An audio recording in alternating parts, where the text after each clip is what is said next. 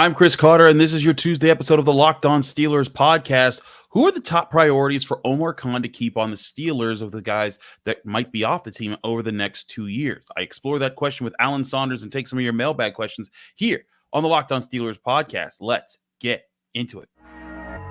You are Locked On Steelers, your daily Pittsburgh Steelers podcast, part of the Locked On Podcast Network, your team every day.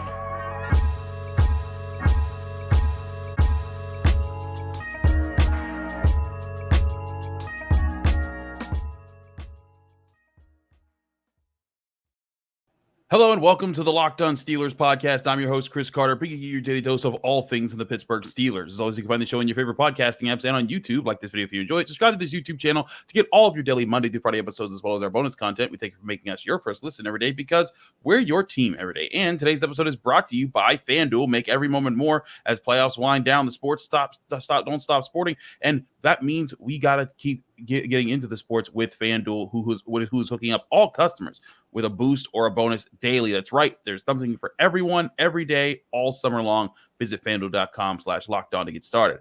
As before, we're joined by the man himself, Alan Saunders. He's back on the show from SteelersNow.com. Alan, I think it's one of those, this is the time of the year where we don't have, direct things that we need to discuss. Are you sure you don't want to talk about Brandon Ayuk again? There's new drama. I mean, he talked to Ryan Clark. There's stuff with Jaden Daniels involved. The Commanders could be the new favorite to land him. You see my face? I'm about to get kicked off this podcast. Yeah. I'm about to just remove him from the stream. Just like it takes a click of a button here, buddy. We did this last week. Where you came in, you stole my whole opening, and we went from defense to offense just to talk Brandon Ayuk and TikTok. We're done with Brandon Ayuk until we hear something substantial. Therefore, I'd like to focus on players that are on the team right now. Thank you, Mr. Saunders. No, I'm playing, but it is funny how the Brandon Ayuk, the NFL, man, they're the kings of keeping the news cycle going 24/7. But you and I have talked about this, and I want to talk about Omar Khan and the challenge that he faces. A lot of people are really excited about the draft classes he's bringing in, but part of the GM, it's everything. It's not just the drafts. It's how you keep players. It's who you get rid of. It's who you bring in. And certainly there's been a lot of excitement, not just about the draft, but about new players brought in. There's excitement around Russell Wilson, Justin Fields, even guys like Dante Jackson and Cameron Sutton, how they're going to fill in everything. But there's a lot of players who now look to be, even among those guys who are at least they look like they'll be key players on this roster, whose contracts are up in the next couple years. And the question is where are the priorities for Omar Khan in keeping these guys? Some of those big names we're talking about, Cam Heyward, who we've been talking about all year long, basically about his contract in the last year of his deal, Dante Jackson, Najee Harris, Pat Freiermuth, even other guys like DeMonte KZ. There's serious questions there. But then even the year after that, TJ Watt's going to be up, Larry Ogunjobi, George Pickens, DeMarvin Leal. There's a lot of questions there. And, Isaac Seumalo will be up. So there's a lot of questions there. And Alan, I feel like this is why the Steelers and Omar Khan needs to do as much as he can to not overly commit to anything that the Steelers might regret committing to that could waste a key player that they want to re-sign over the next 2 years. Oh, you mean like trading for Brandon Ayuk? Yeah, exactly. That's the thing. You trade for Brandon Ayuk, some of those people on this list, maybe two more people on this list, could be gone. They're gone, right? Yeah, I think that's a very good point. And I think it's very interesting because I think the Steelers have really set themselves up pretty nicely here in that they really are not, their hand is not forced in any way. There's not going to be a player that they are going to let go and then regret. I don't think. Like they're set up that, so coming into this year, they've got some expiring contracts. I expect that we're going to get a deal done for Pat Freiermuth and before training camp. I think we'll get a deal done for Cam Heyward before the start of the season. I think those two guys are guys that Freiermuth, I think just the importance of the tight end of this offense. If it's not him, who is it? And I don't think he'll break the bank because statistically, I don't know how he can make an argument to, right? Yeah. Cam Heyward, I don't think will be a difficult deal to make. Again, if not him, who I understand eventually they would like to address that position. probably at the top of the list for me to use their first round pick on in 2025 right now, but that guy is not on the roster. They're going to need Cam for at least another couple of years. I think they'll get that deal done. Outside of that, I think they're in a position where they can afford, because they have so much money, so little money committed to 2025. I think they can afford to go through this season with James Daniels, with Najee Harris, with the quarterbacks, and with Dante Jackson, and say, okay, maybe we will have to pay a little bit more to have you if we decide we want you next offseason than we want you right now. But they have the money next offseason. They got plenty of cap space in 2025 and beyond. And I don't know if I'm the Steelers, if I want to commit to any of those guys right now. I just don't. I'll be honest, I think they don't want to commit to Najee Harris. I think they're making that pretty clear. The rest of them, I really like James Daniels as the player. What is the market for guards going to be like? And do they want to play in that market at that rate? I think James Daniels is a great player, but I look around the league and I see some of the guard contracts. I want to save James Daniels for the next segment because I want to focus on him specifically and the guard position specifically. Yeah. But looking around, and you and I talked about this on your Friday edition of the Afternoon Drive podcast. By the way, subscribe to that podcast if y'all don't, that you guys do at Steelers Now. But like we were talking about Najee Harris and, not re-signing him and, that being part of, keeping up open space to sign other people here. Because again, like we're talking about, even just looking at the quarterback situation, Russell Wilson and Justin Fields, like let's say Russell Wilson does well. How much money does it take to keep him if he does well, if he wants to stay? And then if he does well, or if Justin Fields, if he does well, he moves on, you want to keep Justin Fields. How much would it take to keep Justin Fields,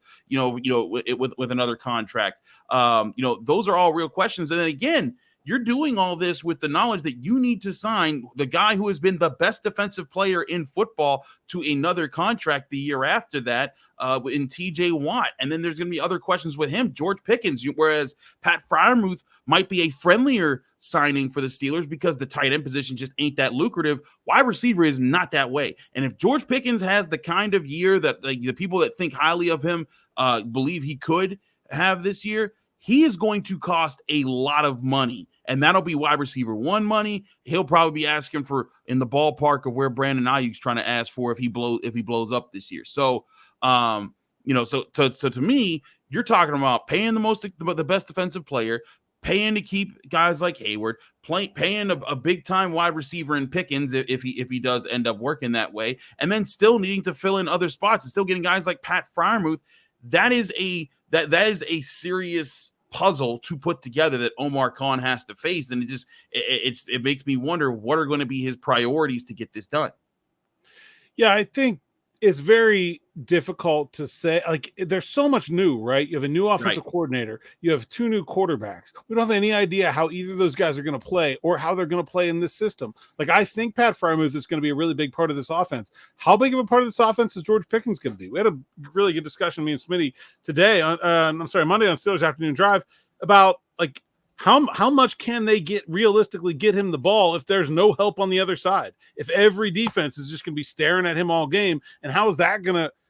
I think George Pickens needs to prove some maturity for them to want to give him a contract extension. Personally, like I don't think he was a good enough teammate last year for me to jump up and down and say, yeah, I want this guy for 3 or 4 more years. And so I think there's so much that's hanging in the balance of this season.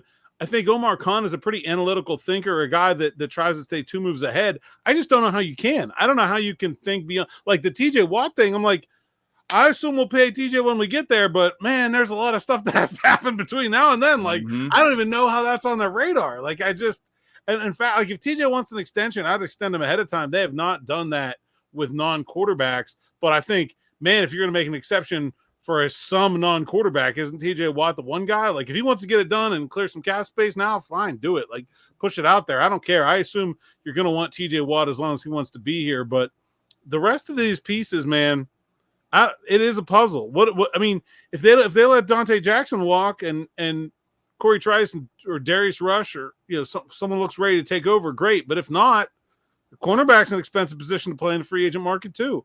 So I think there's so many moving parts, and I think it's very difficult to sit here. And that's why a lot of people say, like, oh, yeah, they have all this cap space in 25. They can do anything. Well, it doesn't mean they can do anything. It just means they can do a lot of things. But everything they do, it's a puzzle, right? Every 10 million or 20 million you spend here, you got to take it away from somewhere else. And I think there's a very, very there's a huge number of outcomes here. And I don't really feel like right now, other than the two that I said, I do feel like Pat Freiermuth and Cam Heyward, for different reasons, are easier deals to get done, and I expect them to. Other than that, man, I don't know. I think that's the thing here, is that this is a much bigger question than people realize. When we talk about this is something that Omar Khan has having to calculate. This is why GMs make the big bucks, because this is a lot of planning for contingencies and what could happen and who could develop and who could not develop and who could fall in your lap, who could run away from you. I think that's where the Steelers are at right now. I want to talk about James Daniels because we did have a specific question about him from a listener. We'll get to James Daniels in a minute here on the Locked On Steelers podcast. I'm your host, Chris Carter. Stick here with Alan Saunders. Stick with us. We'll be right back. But first, I want to remind you this show is brought to you by FanDuel Sportsbook, the #1 sportsbook in America. I love sports, and I love them so much that I never want them to stop. But now with the Stanley Cup Finals over, the Florida Panthers did win literally just moments ago as we were recording this. Now it's down to just baseball. And you may think the sports aren't sportsing like you want them to, but guess what? FanDuel can help you get your sports on all year long, and they're here to help you do that because all you have to do is open up the app, and they'll show you all the bets that are out there for whatever mood that you're in. And this summer, FanDuel is hooking up all customers with a boost or a bonus every single day. That's right. There's something for everyone every day, all summer long. So head over to FanDuel.com/lockedon to start making bets on and make the most out of your summer. FanDuel, the official sportsbook partner of Major League Baseball.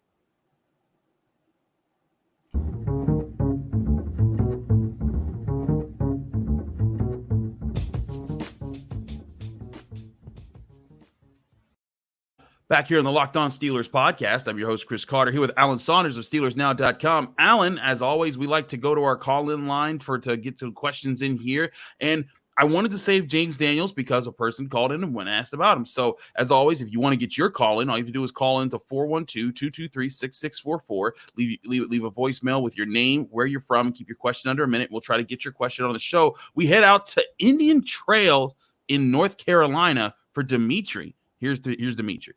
Hey, Chris, my name is Demetrius. I'm from Indian Trail, North Carolina. I love the show, man. Listen to it every morning. My question is this. Since it's already been established that James Daniels is not going to get a new contract, can you see them, and I think the market for him probably going to be almost $20 million next year, and they're not going to do that. Can you see the team trading Daniels and then have Herbig, McCormick, and Spencer Anderson battle for that guard spot? Just curious, man, because used to let him walk, but I just don't think they're going to give $15, $18 million for a guard. All right, thanks, man. Love the show. Thank you, Dimitri, for your question. Alan, we were just talking about that, and you brought up the guard market and how that's going to play into things.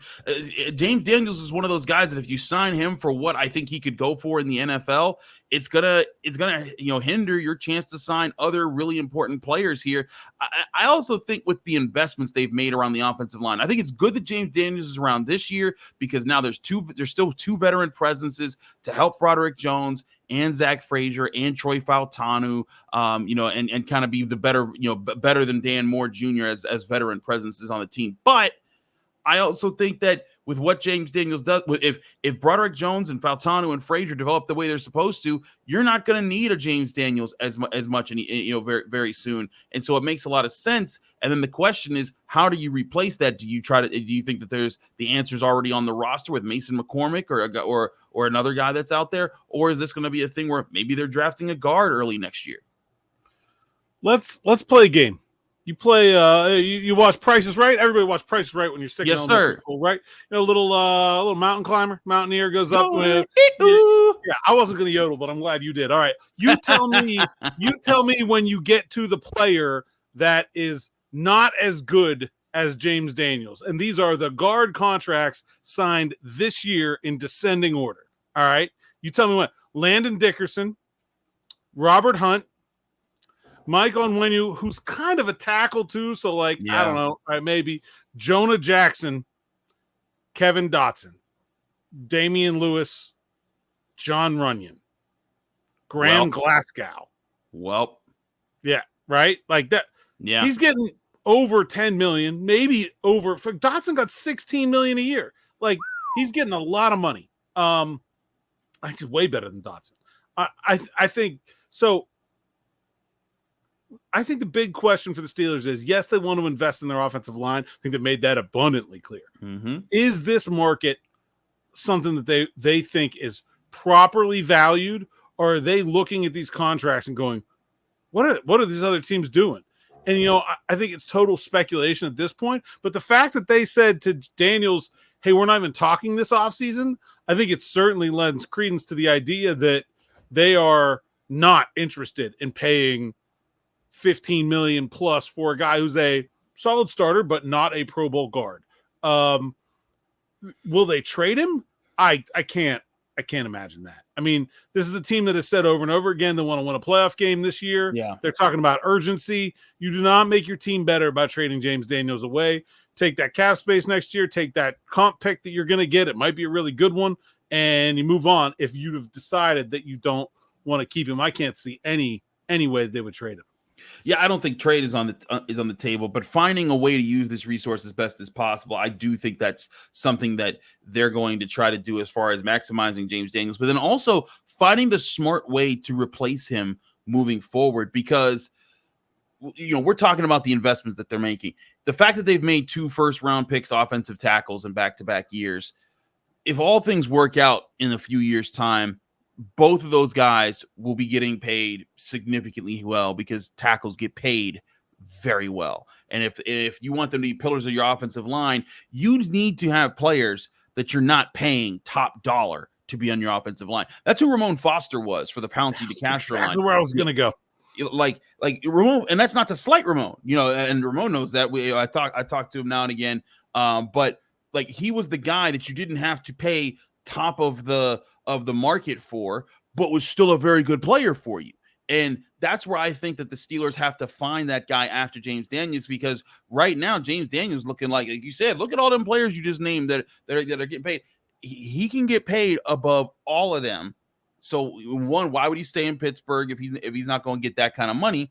And then 2, if you're the Steelers, who do you put in between there? And that's where I think it becomes a really interesting question. Do you reinvest it at guard? You've invested so much of your latest draft capital into the offensive line, or do you say, hey, you know what? Try to take swings on some of these later round picks or some cheaper veterans to just kind of be role players that fit in, while you're hoping that Frazier, Fautanu, and Jones are the superstars you drafted them to be. Yeah, I mean, I think Mason McCormick is an attempt at that. I don't think anybody is drafting someone in the 4th round because they think they're going to be a starter the following year, but you think there's a chance, right? Like, you give yourself a shot that maybe if he gets to play and he gets to play well, that he could look like a guy that could take over there. I don't know. I think, I think there's certainly a couple ways they can do it. It doesn't usually take high draft picks to find interior linemen. That's one of the reasons why I'm personally a little skeptical of this free agent market at the position. Usually those 2 things go hand in hand. If you got to use high draft picks to get something, then that's why they're expensive. You don't normally need to use high draft picks to get guards. First one's usually drafted about 20th in the 1st round. And so they have options, but I agree. Like, if the rest of this offensive line rebuild goes the way they think it's going to, yeah, and you've got 3 young stud offensive linemen, kind of a grizzled vet, Isaac Seumalo, I think you can probably afford for that 4th lineman to not be like paying premium free agent starter quality price. Like, you can't, I say this all the time, you can't pay everyone what they're worth. If you want to be a good football team, you got to have some places where some people are making less. And that feels like that could be one of those places. It makes the most sense to me. And I also think it's an interesting shift for the Steelers philosophy, because at least in my time watching the Steelers and covering the Steelers, guard and center were the positions they paid for. Now, center still might be with Zach Frazier ends up being who he is, but guard was the position that they heaped money into, whether it was Alan Faneca or David DeCastro. But if tackle becomes a position, that's the position that the NFL has been trending towards paying and making the pillar of their offensive line. That's where I think it could be really interesting for Omar Khan. And again, it goes back to who are your top priorities on the team. And it's not just, and the thing is, it's not just about who are the top priorities right now. It's who are the top priorities that you know are coming down the line that someday you're going to have to pay big dollars. And trust me, Jones and Fautanu, they are very big pieces in that question. And that's why James Daniels is going to be gone from the Steelers after this year, barring anything insane absolutely happening. Yeah, I can see it. I can also see him being a guy that we've seen this too, where they do not close the door on guys in March. If he goes out there and the market is not what he thinks it's going to be, Juju came back for one more year. Terrell Edmonds came back for one more year. He's thinking I don't know that James Daniels is honestly that in tune with the contract stuff. He seems like a guy that focuses on football, but his agent is thinking what we're thinking and seeing these contracts. Now he gets out there and maybe that market does not reappear next year. Okay, then maybe the Steelers will be able to find a deal. Absolutely. I want to talk about some of those players that might be able to fill in for James Daniels in the near future. Maybe they're a sleeper that we aren't paying too much attention to, but will be once training camp comes. I want to ask Alan Saunders about training camp sleeper prospects on the Steelers roster. We'll do that in a minute here on the Locked On Steelers podcast. I'm your host, Chris Carter. Stick with us. We'll be right back.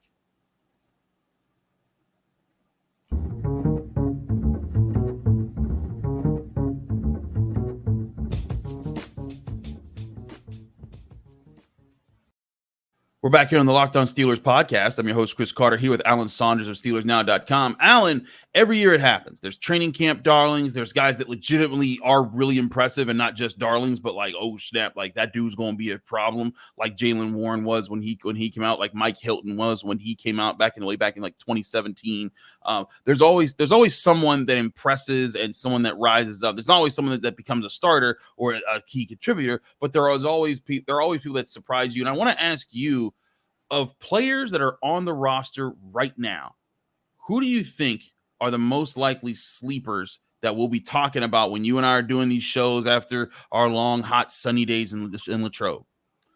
I don't know what you define as the sleeper. Because I think Justin Fields is a guy a lot of people are going to be buzzing about when they see him on the field for the first time in a Steelers uniform. But I don't really, the guy was a starter for 3 years in the NFL. I don't know. Yeah, I don't really think that counts, right? Yeah. A couple guys I'm watching, I think, especially I think my focus will be on guys who play positions that involve some physicality. We've seen the skill position guys at OTAs. So for me, I understand it'll be new for the fans, but for me, I've kind of developed an opinion on some of those guys. Some people I'm looking forward to seeing hit some people are Dylan Cook on the offensive line. I think the Steelers have a player there. I honestly think if you're looking at trading a piece away from the offensive line, just like they did with Kendrick Green and Kevin Dotson last year, it could be Dan Moore. If he doesn't find a way into a starting role, I think Dylan Cook is like they were using him as an extra tight end in OTAs. That's a sign to me that they're starting to prep him for taking over that swing tackle role. I think they have a guy there, so I'm excited to see him in some edge rusher one-on-ones. He's going to get a healthy dose of TJ Watt this year because he mostly played left tackle in the past, so they've been working him a lot at right tackle, so he does have that versatility under his belt. So we'll see how he handles TJ all summer. I'm pretty interested in that. Man, there's a whole bunch of running backs on this team that don't for different reasons. I'm excited. Jonathan Ward seems to be a guy that backs on backers could take some souls. I think he's a big dude. He has really nice pass pro form. I could really see him doing that. So that's somebody I'm kind of looking out for.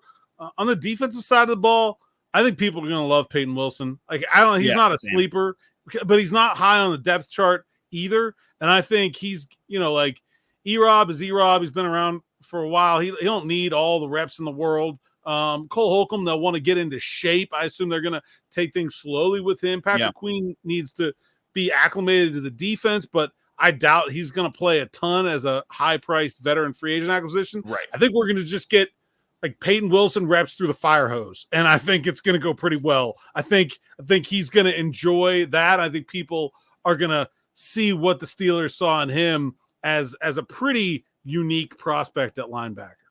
It certainly would be. And this is where I was thinking what with sleepers. Whereas you're right, like there's the sleeping part aspect where they're known, they're legitimate, but they weren't thought to be as good as now they are showing in training camp. But when I'm thinking of sleepers, more like guys who are on the roster who you know their name. I don't know. I know their name, but the average person, if you're not a Steelers junkie, you probably don't, because you're like, wait, where this guy come? Well, I think Dylan Cook and Jonathan Ward count anyway. That they absolutely do those. But I also think Spencer Anderson's a guy not to overlook, and he's a guy who is known for his versatility. If he feels he could be one of those answers at guard, in the near future. Mason McCormick is the other guy that I think that could be in that equation. Again, Mason McCormick, recent draft pick, he's a rookie. He's there's a lot there, but this is where I think it's going to be interesting, because I look at the positions where the Steelers, I don't think, want to have to pay people at these positions the way they're going to pay Joey Porter Jr. at corner, the way they're paying TJ Watt at edge rusher, the way they're paying Cam Heyward on the interior defensive line. And I think that guard might just end up being that. And so this is why you might want to find your favorite sleepers on the roster right now for training camp, because those might be the guys that are fighting hardest to get a spot on the team, and a significant spot at that. Yeah, I agree with that. I think actually I'm pretty high on all three of those young offensive linemen. I think they have real NFL potential there. I think they're working with something. Another guy I'll throw out here is like a pretty deep sleeper, I think. David Perales is slimmed down a pretty good bit from last year, and like that like fourth edge rusher job is kind of wide open. Like Jeremiah Moon, they claimed off waivers from Baltimore is in there. Kyron Johnson's in there. I wouldn't call any of that overwhelming competition. Perales is super productive at Fresno State, and then he did not test very well coming out of college, went undrafted. He told me he lost a good amount of weight, wants to be able to be better, in line to contribute on special teams. But I just think it's going to suit him well at the pro game too. I think he's a guy that could win that job, and I don't think really anybody is talking about. All of the slot corners are good. Beanie Bishop, Josiah Scott, and even down to Thomas Graham, who I think is fourth on that depth chart. He can play. He would not surprise me if he turned some heads.